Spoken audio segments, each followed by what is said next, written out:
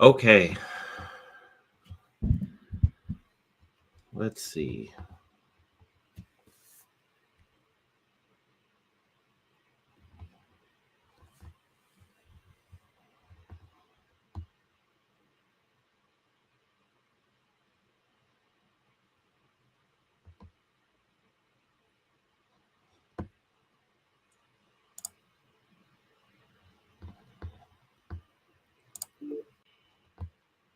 She's on his end. I don't know. Hey, Chris, you there? Yeah, I'm here. Can you see me? Yeah, we got you. Okay, so that fixed it. So what I couldn't do is I couldn't click the button that allowed you. The button didn't even exist anymore. It was gone. Oh, wow. That allows me to bring you in. So, now we got to regather our audience. Yeah, let's see. Maybe we postpone it till tomorrow if a lot of people don't get back on. You know what I'm saying? Oh, I'm sure they will. I told them that I was going to end it and to jump back on. So cool. Yeah, I think we'll be all right. Small guys. But they already had a few minutes to see the countdown and join us. So there we go. Here we go. We got Taylor on and Christopher on. So, well, anyway, how you guys doing up there? We are doing awesome, man. We, good group, and we unfortunately lost one due to a family emergency. So that's kind of a bummer. We hope everything's going good with her. We won't mention, just in case she's private, what's going on. But you can see these two, master intern. I got another name for him because he's a Marine. Well, I'm surprised you didn't lose more students once they saw Oscar up there. Yeah, that's exactly. They were kind of scared, Yeah.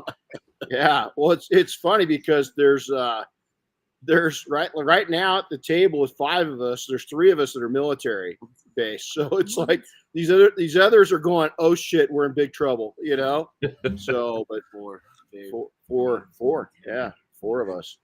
It's only 2 that's not, man. It's unreal.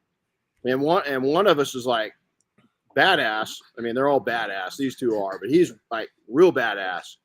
Dave's like another level badass. Like every time he walks by me, I kind of pee myself. Badass, And then the Marines about the same level because they're just whack jobs. They're just out there, man. Marines do shit that just nobody else does. The Army looks at him and goes, "Yeah, I ain't doing that." It ain't happening. And the Air Force just goes, "Ew," Yeah. Oh God. And the Navy goes, "Hey, what's up?"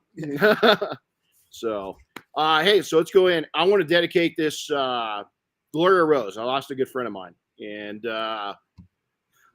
wow, just show love to each other. That's all I'm going to say is that when I woke up and I heard about this yesterday, I just never ever figured that I'd be saying bye to Gloria. So she's the first person that we really met here in Big Bear and big champion of our town. No bigger fan of her community than Gloria.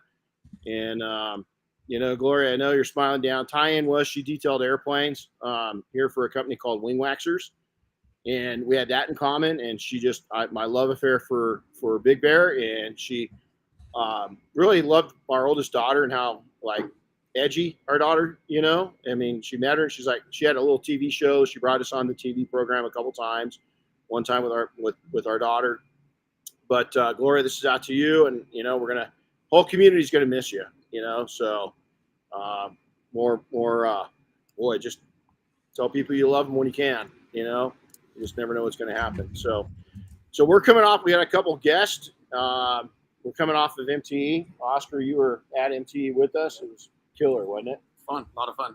It was unreal. And then Chris, we not only had MTE, but then we hosted the Mafia event on Sunday, and then we went to 2, open garages, open houses with Double Black, one down with William Lara in Miami, and then Mark Elliott up in Jacksonville. Yeah, we were busy. We did a lot of driving. We saw a lot of the same scenery the entire stretch of the way. Trees and green grass and a straight road. Chris loves Florida drivers. Yeah. Oh my goodness. Anybody out there from Florida, Either you need to learn to drive better, or I'm sorry that you got to live with all those people. Yeah, that was a different. It's I've never had it from this perspective of being a passenger in the vehicle, and Chris is a good driver, and it's actually a good thing he's a good driver, because we had some people like try to kill us. It's a different type of driving down there. They're very aggressive, and they're passive aggressive. It's like, yeah, I'm not going to cut you off. Yeah, I am. So, and we saw a lot of partially attached. Like, we saw one truck when I passed it, and I said, what did I say about that one truck?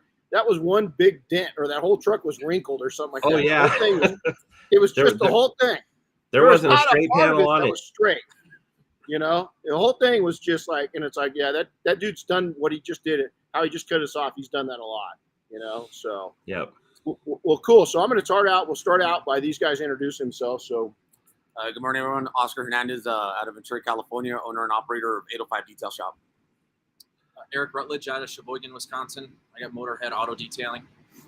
So it two completely different environments, and so it's gonna be fun today talking about.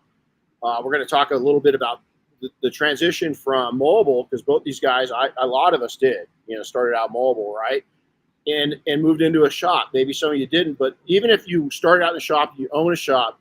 I think the input that we're going to get today from these two fellas is going to be pretty powerful, because it's going to give you hints on how you should be not budgeting for a shop, what money, also appreciation for what you have. I think it's a big part of it, because there's a lot of people out there that are mobile based that would love to have a shop, and there are a lot of shops that are maybe running tight on money.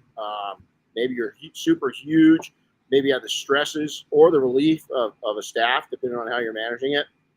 So we'll jump in there and talk about that a little bit. So you started out, Oscar, we'll start with you. You started out mobile, came out of the military, and then you decided pretty rapidly that wasn't going to work. So kind of share your story with us. Yeah, so like Renny said, I was mobile for probably about 6-7 months before I got into a shop. And coming out of the Marine Corps, my body just couldn't take it no more on detailing, on being mobile. It was hard on my body, and I needed something a little bit more stable. So I started looking around my shop, my area, to see what the prices were, and kind of got a range of where I wanted to be. Being a one-man shop, I didn't want to get anything this big right here like what Renny has.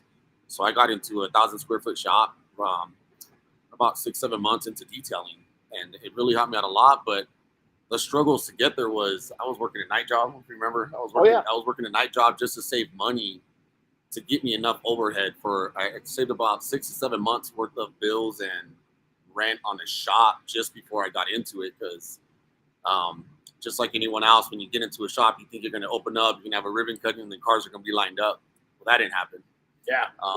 It took a while. I already have some clientele out there in my area, but it took a while to get, cars into the shop, and then giving that luxury service of being mobile and going to them, and then to be like, hey, I can no longer go to your house. You got to bring your cars to the shop. I lost clientele that way, because they were so used to, it's a luxury to have someone go to your house or to your work and do your car. And, when you're telling them, now you got to drop it off, I had to kind of jump through hoops to figure out how to continue to keep these clients. So I started offering them rides home and rides to work. And yeah, it definitely was hard, especially financially. That's a big stressor, is the financial piece of it. Having a shop, everyone thinks it's, nice and cool, and you get to have all this cool stuff up on the walls, but it's not like that, because everything costs money. And if you don't have a budget and watching what you spend, you can easily overspend and buy a lot of things that are just going to sit on the shelf for a long time. Well, and let's go back to a couple things. The savings is a big part of it, right? I mean, we were talking about that yesterday, Erik. We'll get into yours here in a second, but it was, the putting the money away. And I remember my first shop, it was in the window tinting industry. And I didn't do that. It was the same thing. Ribbon cutting. Our little town did a ribbon cutting for us. I thought, right on, here we go. Bam, crickets. We had work, but it wasn't enough to sustain. Now, the thing that we learned was you got to go hunt. And you've done a great job of going hunting. So you haven't set back. You've actually, and I think this is, again, your discipline, is that you realize that getting connected, and I brag about you all the time, because I think that you've done one of the most, everybody wants to go after social media, and it's great, right? It's fantastic. You kind of took a different approach all on your own. You were doing this way before you met me.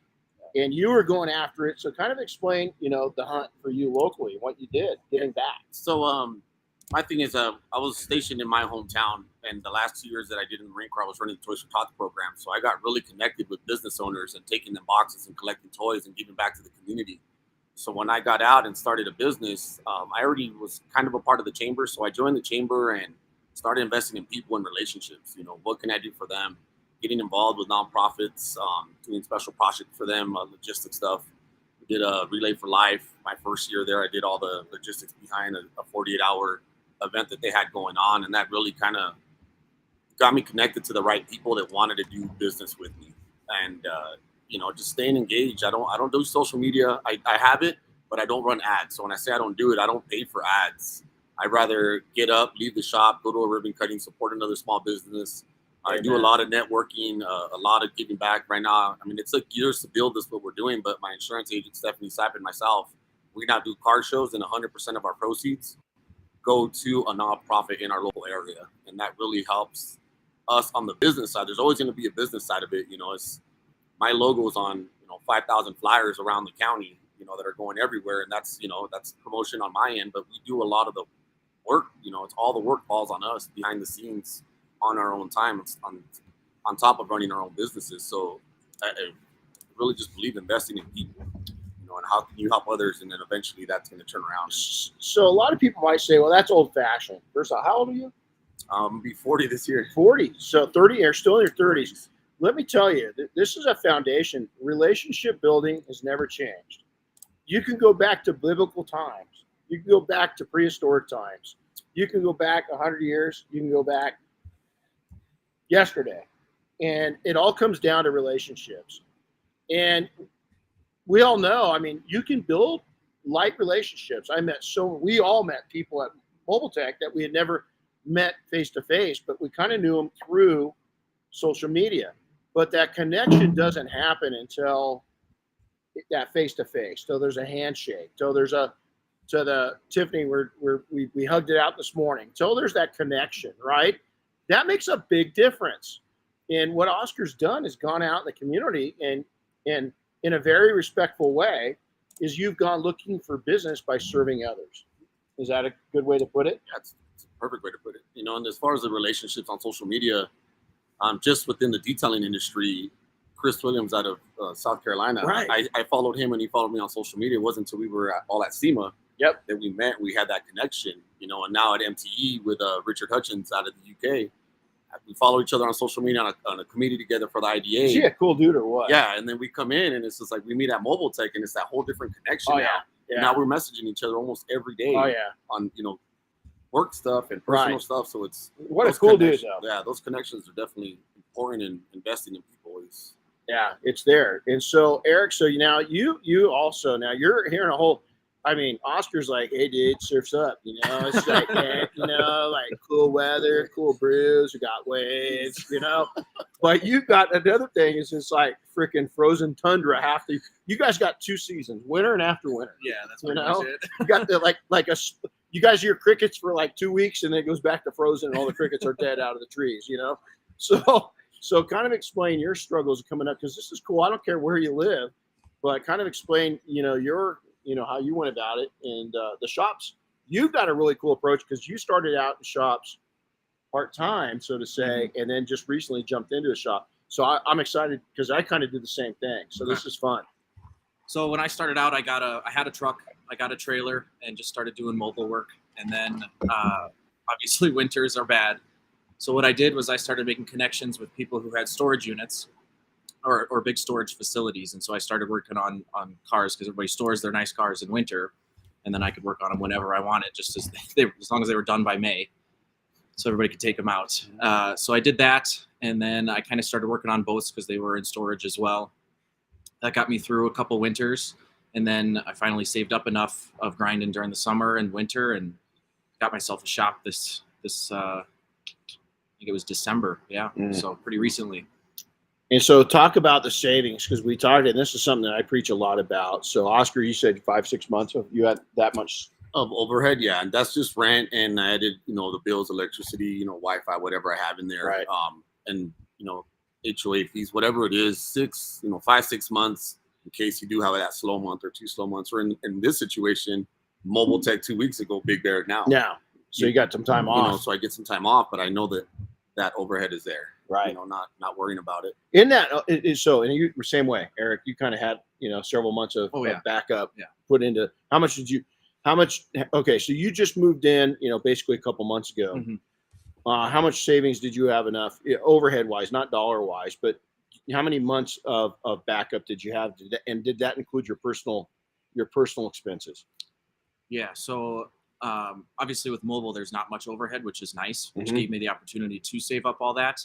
And I probably saved up about 6 months of the rent of the shop I was looking at. And then I kept myself a $20,000 budget for the deposit and putting the shop together. Gotcha. Yeah. Oh, that's cool. So you put, it's funny. I just read something this morning. I sent it to Diane. It says, act every day, live like you're broke. And I've always loved that philosophy. Buy like you're broke. Put yourself on a budget like you're broke, and you'll be wealthy beyond belief. And it's not saying don't live, but all of us have a tendency of, when we start making money, we start, even if you're good at saving, save more. Save more. It's better to have, especially when the economy crashes or something, because and this is a question to both of you.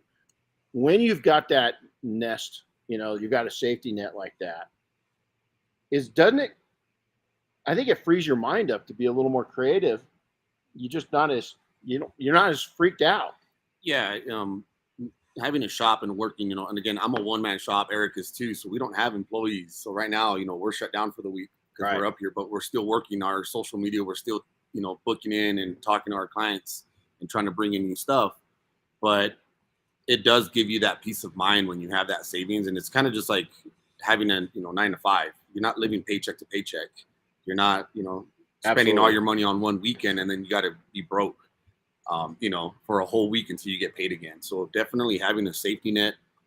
And that's just for the bills. You don't have to be eating steak and lobster every night, Right. But at the same time, it's just to have that safety net, to be able to have that freedom. And that's what we all, I heard that a lot in MTE. I'm in my own business and detailing for myself because I want that freedom.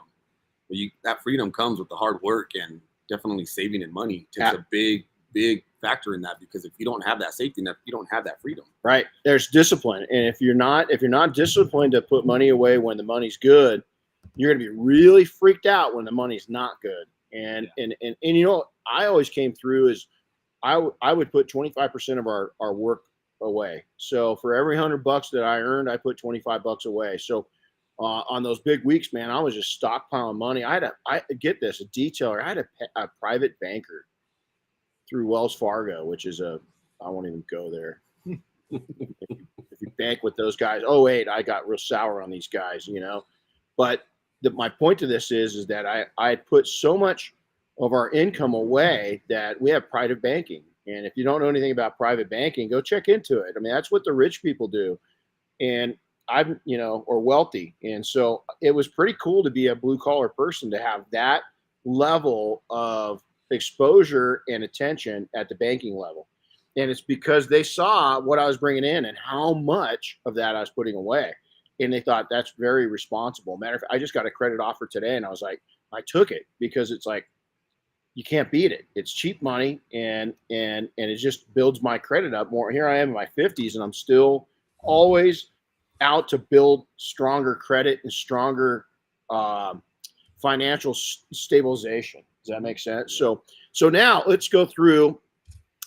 This is going to be shocking to some, especially if you're new. And I love the new people in the industry. We met a lot of new people down at Mobile Tech, and our industry's changed a lot. In the last few years, yeah. Yeah, it's changed a lot. COVID got us a little rock'em sock'em robot. We got a little bit of a, there's people going at each other and stuff, and it's natural. So to both of you, going back to, you're not so far out of mobile, so this is probably going to be more to the top of your mind. I'm blown away at people that say mobile is a lot cheaper than having a shop, and here's why. Shop is fixed. It's there. It's an expense. But you know what? What most mobile detailers aren't doing is they're not keeping track of the time they spend on the road in between jobs. And so they don't start their hours. I'll talk to somebody and I'll say, okay, what are you doing per hour? Oh, I'm doing 75 bucks an hour. Cool. Does that include your travel time? No. Okay. How many hours a week are you driving? Probably about 10. Okay. So you're not doing 75 bucks an hour. You're doing probably closer to $60 an hour because you're not dividing your math out right. And so when you take that into consideration, if you are booked up constant, I think, and you guys give me your input on this, I think a shop could actually save you money if you're booked up constantly, but you got to go hunting for that. So Erik, we'll start with you on that. What's your thoughts on that?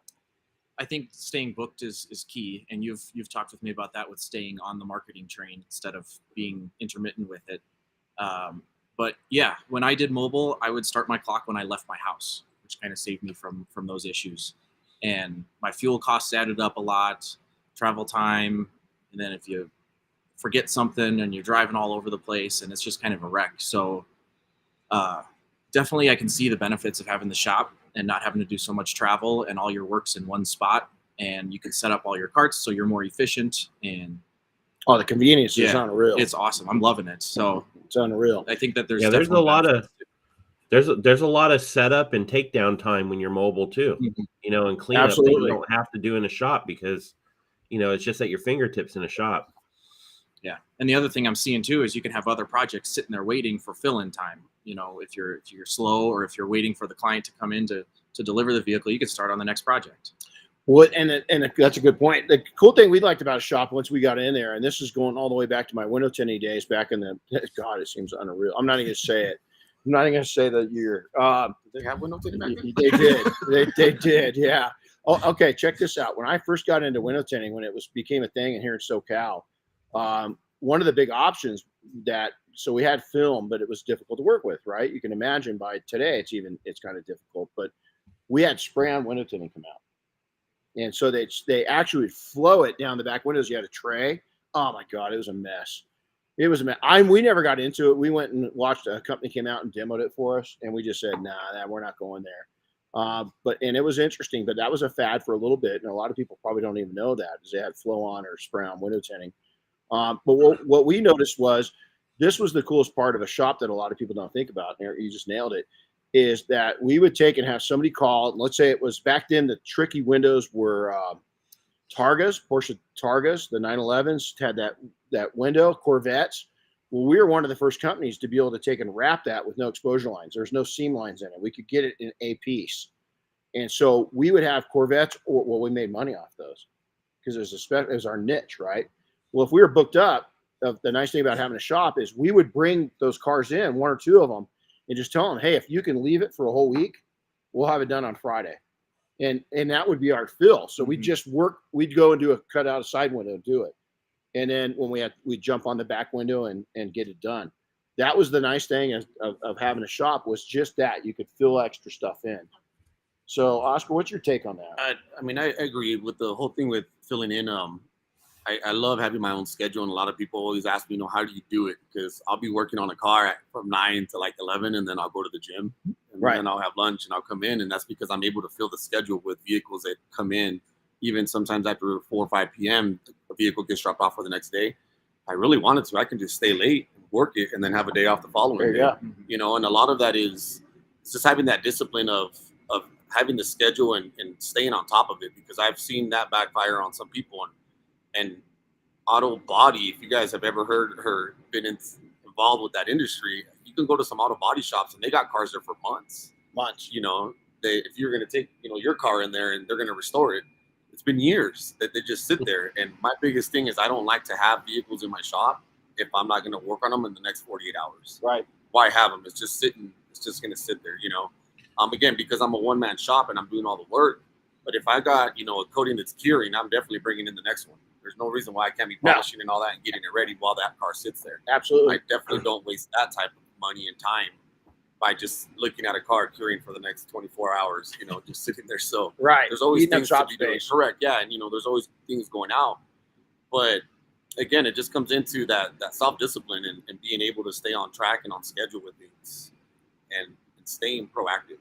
So, Erik, you had a cool thing that you did. So being in a winter environment, is you decided that, okay, you found shop space that you could rent by the project, so to say. So kind of kind of go into that and talk about that a little bit. Yeah, so those storage facilities I was talking about earlier was they were just huge buildings where they had tons of cars in them, or it was just a used car lot that I used to work at.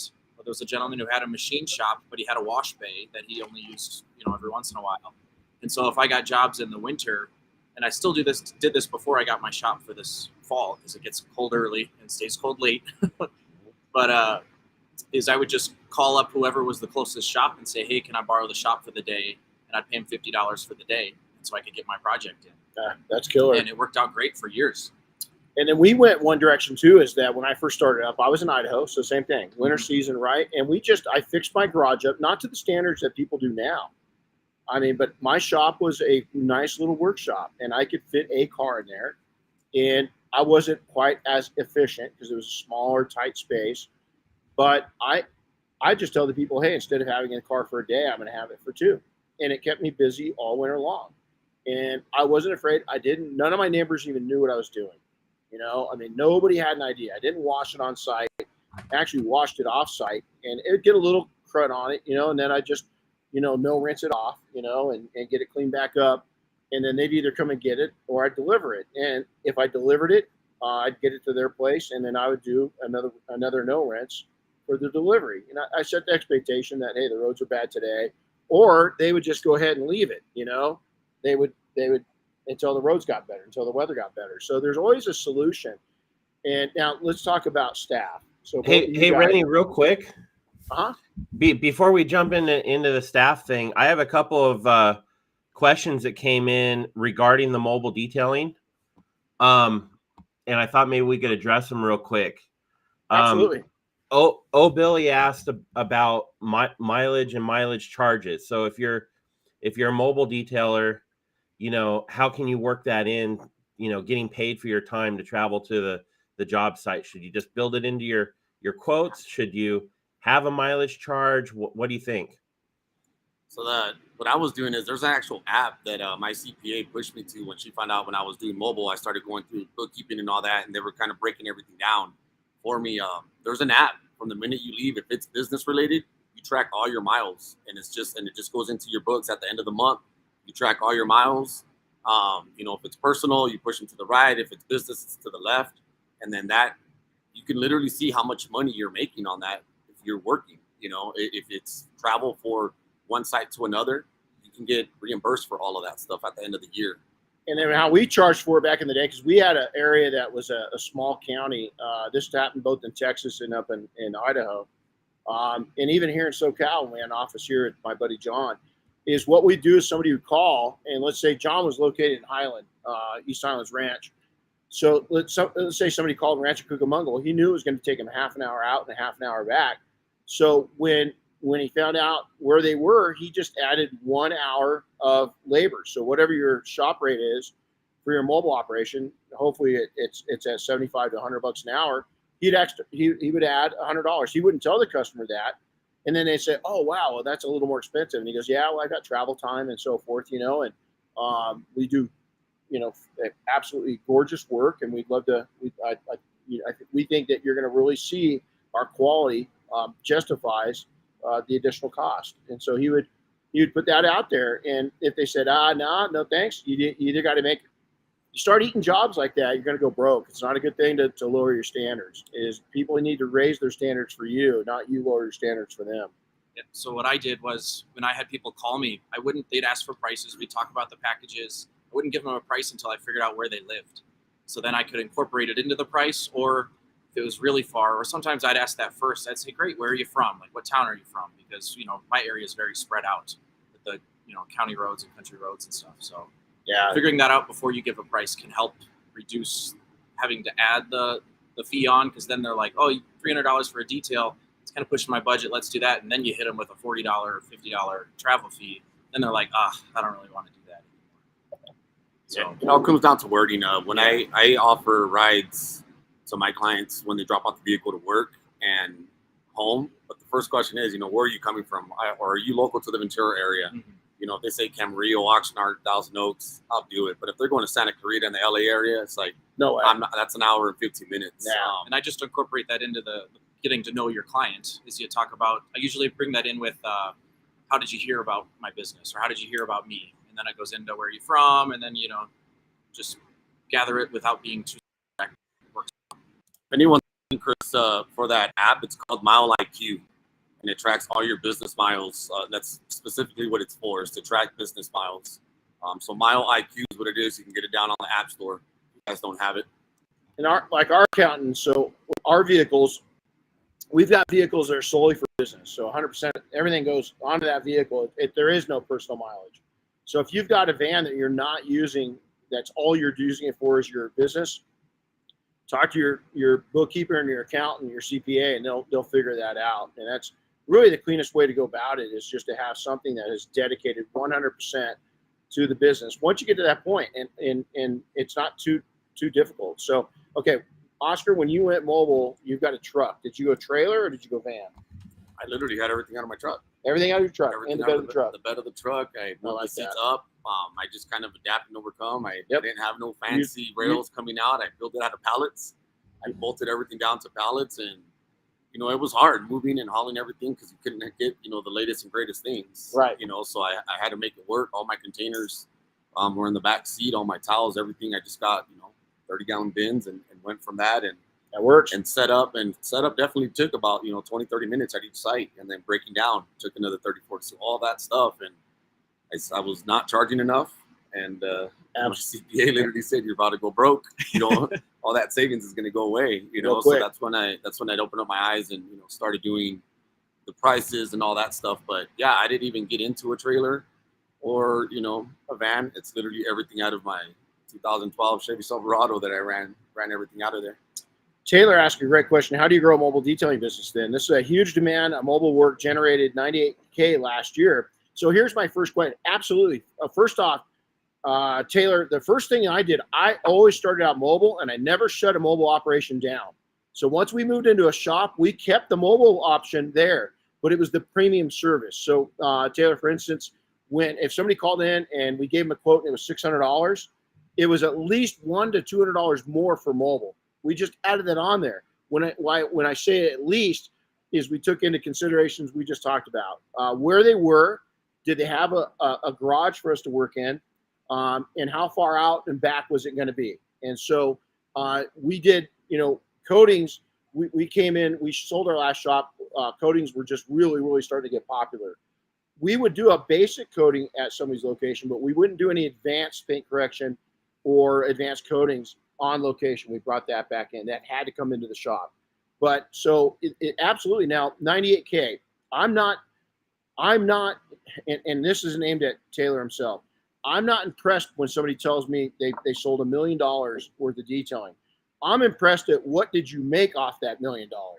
Because listen, selling $1 million, or in this case 98,000, isn't the question. It's how much you made off that. Did you make a living? Were you able to take an average? What was your shop rate average? So out of that 98,000 of income, what did you actually make per hour, and what was the profits? What was your cost? Get used to looking at those numbers. That's the most important part. So to build up a mobile, I'm not discouraged on mobile. I'm encouraged, and I think that's the best way to start out in the industry, because it's fixed cost. You know what those costs are going to be. It allows you to start building up your reputation. But with that, too many detailers look at mobile and they say, "Oh, I can be cheaper than the fixed guys." That's actually not true. You need to be more than the fixed guys, not cheaper, because you've got a lot of travel time in there, and it's a luxury service. It's a 5-star service, or you're getting to that point. Again, I started out real basic, So Erik, how did you start out? So I had a truck. I got a trailer because I wanted to keep my things separate because I had other jobs going on at the time. And yeah, I started out too cheap and was losing money on fuel because, Rams don't get good gas mileage. I was getting like 7 miles per gallon pulling that trailer.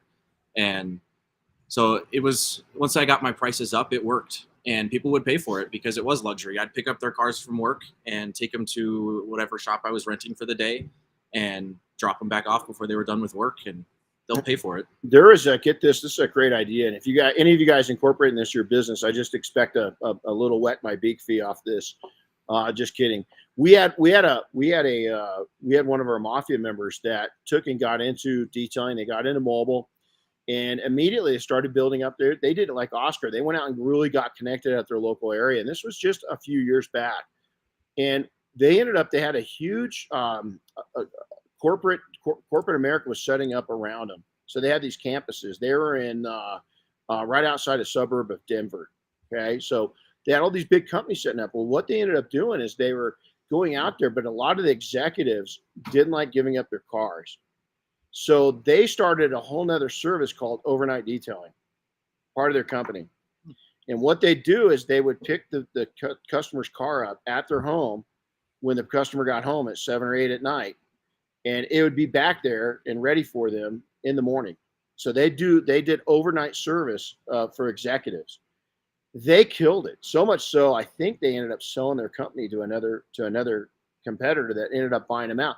They kept their mobile side going, but what they did is they worked out of their home garage. They went and got the licensing and everything else, and they worked out of their home garage. And it was a father and son team, and they had one of them did the overnight, stuff, and the other one did the day. They had a company going 5 days a week, 24 hours a day. How cool is that? And so, Taylor, think out of the box. $98,000 is a lot of money, especially when you're starting out. You're, a year or 2, 3 into it. But what I'd love, Taylor, if you're there, is I want to hear your shop rate, and I want to hear what your costs were. Then after your shop rate, what you brought in, I want to hear what your net rate was. So, okay, I brought in $100 an hour. My net rate was $75 an hour. Okay, now I'm really impressed. That's $75 an hour. So now you can go back and figure out $25 an hour times the amount you worked minus out that 98. That's what you make. Did you make $50, $60, $70, $80,000? If you're mobile, your expenses other than insurance, your insurance is going to be high. Your fuel is going to be high. And then if you're employing people, you're going to have that. But if you're on your own, you won't do that. And then you got to figure out your taxes. Did you pay your taxes off that?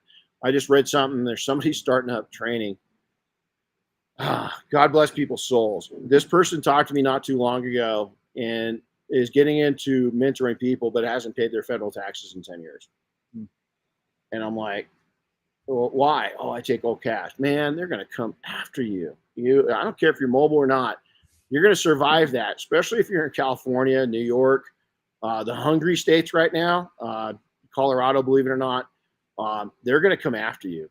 You're going to dodge that bullet for so long. And then when they catch up to you, if you're several years behind, you ain't going to recover from that. You're going to go back to work for somebody. So, think legitimately.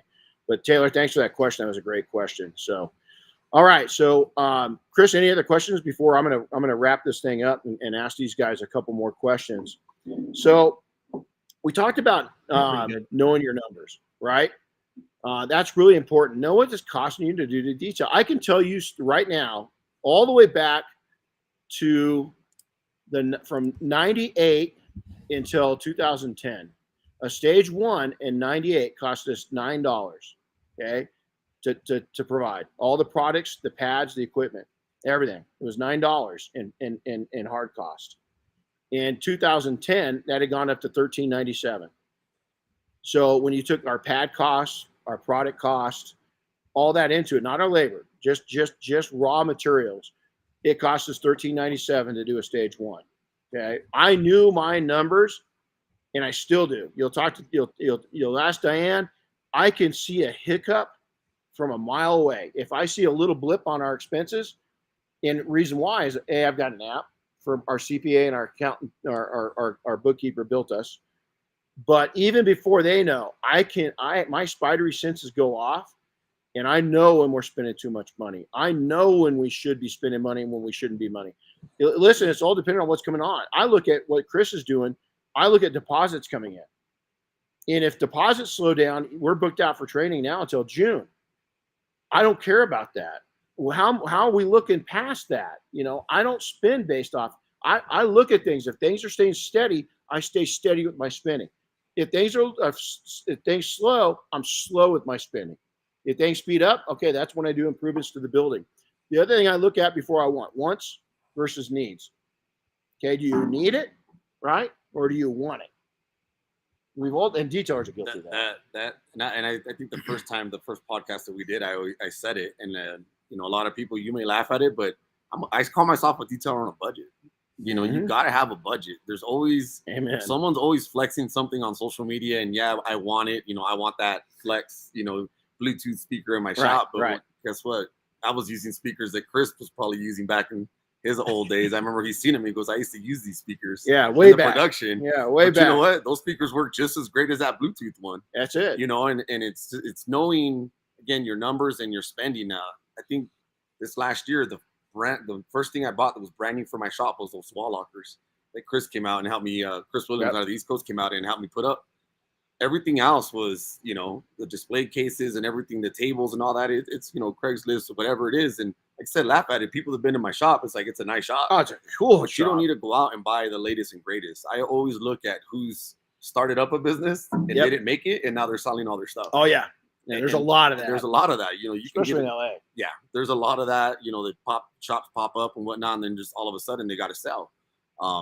And that's the biggest thing is it's cool to have that nice looking shop and the light tunnel. But do you need a light tunnel to detail, or do you want a light tunnel to detail? Well, we've had this conversation with Erik when he called me. Do you want to spend all that money on a light tunnel? And the best advice I got with setting up my shop is I've talked to a lot of guys who have them already. Is I'm renting my shop, so everything I'm getting is something I can move to a different facility. I'm not paying to epoxy the floor. I'm not painting a bunch of stuff on the walls. If it's attached, it stays. Putting a drain in. Yeah. If it's attached, your shop is 200 square feet bigger than the shop that we had when we did over $1 million a year in sales. Our shop was exactly like Oscar's. It was small. I was thrifty. I didn't know. I grew up in the era, and it's coming. It's coming. I keep telling everybody it's coming. I grew up when every 5 years we had and David's watched this, every 5 years we had a financial hiccup in the global economy. We haven't had one of those in 10 years. And everybody's saying, oh, man, it's because the government's got better. Governments never get that good. Don't trust the government that much, man. You got a lot more. All of us, there's several of us here that have seen the government spinning at its worst. If you want to see the government, how good the government does, just watch the military budgets. It's freaking crazy and the waste it happens. My point to saying this, we've had 10 years of an economy building. It used to be every 5 years the economy would get shaken a little bit. And it would take and shake out all the nuts and bolts, and all the loose nuts would go to the ground, meaning the small business that just weren't stable. We haven't had that shake up in a little while, and it's going to shake up. And your goal is not to be one of those nuts that hits the ground, is to be solid and keep your spending. I look at all the trends now, these mega shops that go in, mega, and they're gorgeous, man. You guys, if you got one of those, I'm jealous, right? It only took me 30 years to get this, and I don't care. I didn't want a fancy shop. I wanted a shop that I owned eventually, and I wanted a shop that was very thrifty, and that's what I look for.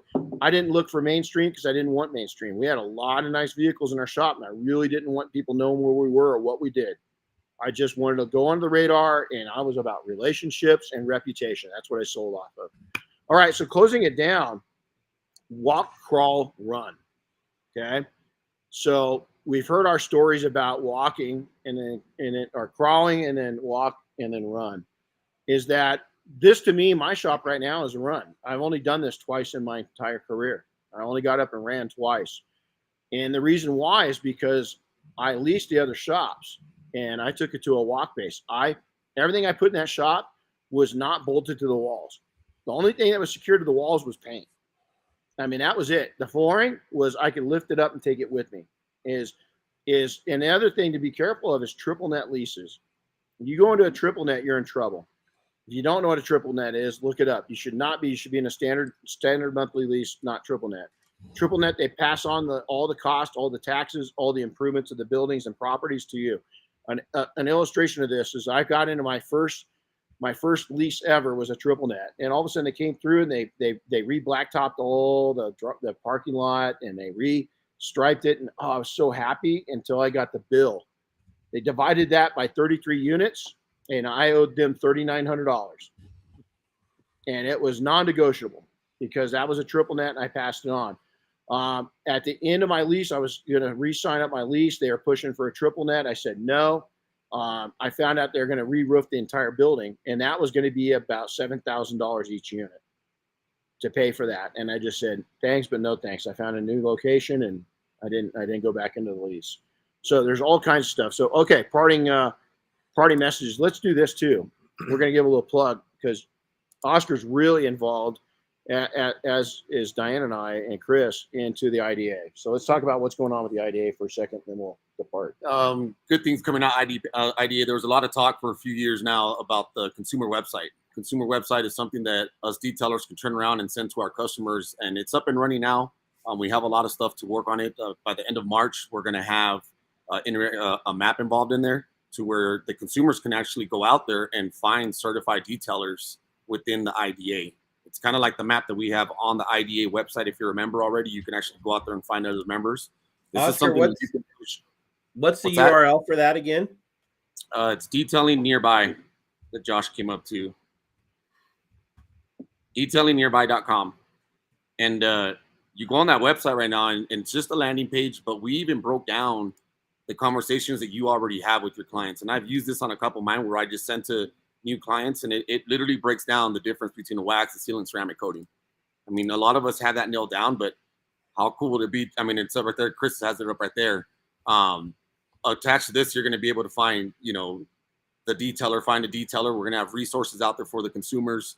How often, it's right there. Who is the IDA? Again, we're trying to take this to another level with these certifications like the mechanics have, the plumbing, all these other industries, is to be side by side with these guys and taking it. So this website's really going to help detailers within the IDA to promote themselves, you know what I'm saying? And to go out there.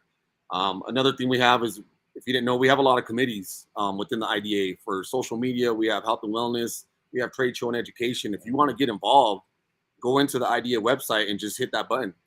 Get involved. We sign up so many people during MTE to get involved, and that kind of helps you and gets to see the back scenes of the IDEA, what's going on. This morning at 06, I was on a Zoom call for health and wellness here from Big Bear, but it's 9 o'clock on the East Coast, and Jason Rose was holding it out of Colorado, and it's just different things that we have going on to help grow this industry and really help the detailing industry. If you're not about it, it's okay. It's not for everyone. But if you are about it, you want to get involved, feel free to reach out to myself. When it comes to IDA and detailing, I'm willing to help anybody out. I'll answer any questions. I got involved right when I got into detailing. I was in the IDA before I came training here. Jumped on a committee. From there, I was nominated to be on the board of directors, and that's where I stand now. I'm going into my second year in the board of directors. So definitely a good thing. We're trying to hit up all the trade shows and just get out there and be known for, the IDA to coming together as a community. Well, what's cool is the Founders Club, is Diane and I push pretty strongly, and the Founders Club down at Mobile Tech is to pump some money. As the founders, we've got a separate budget that the founders, through joining the Founders Club, we put the money back into scholarship programs, back into now. And what I really pushed for, and didn't get pushed back at all, but I pushed for a huge budget to start taking and pushing the consumer side of connection, to where the consumers, the IDA starts becoming that page becomes the source to find a detailer, and in all markets, not just, but everywhere across the country and across the world. And it's going to happen. It's just going to take time. And so we're pretty excited about that. So, all right, guys. Well, Chris, we're going to get these guys back to work. So, Erik, thank you. Thank you. Awesome. So it's so thanks for joining the Renny Doyle podcast. Like always, if you've got something that you want to hear about, let us know. Drop a comment below. Share this. Is that we want to make an impact in one person's life. That's what Chris and I's mission is. It seems simple. We don't do this for the money. We want to thank P&S once again for making this happen. They sponsor it every single episode. And again, we just want to take and thank you for tuning in. Gloria, Rose, we'll always love you, man. Thanks for loving Big Bear. Thanks for being my friend. I'll miss you, but I'm going to live a life that would make you proud. We always talked about living a fun life, and you definitely did that. And it's made me want to connect with my community. So guys, go out, connect with each other, love each other, be kind to each other, and have a great day. Stay safe, and we'll talk to you next time. Happy detailing, everybody.